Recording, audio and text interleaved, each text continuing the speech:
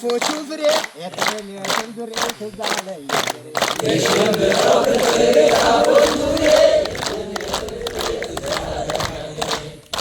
የአምና ልጆች ነን ላሞች ስናገድ ዳገር ቁልቁለቱን ስንወጣ ስንወርድ አሁን ተቀይሮ ቁም ነገር መጣና ትምህርት ቤት ገባን አሁን እናጠና ሄደን እናጠና የሽንብራ ፍሬ የዛፎቹ ፍሬ የጥሜትን ፍሬ ትዝ አለኝ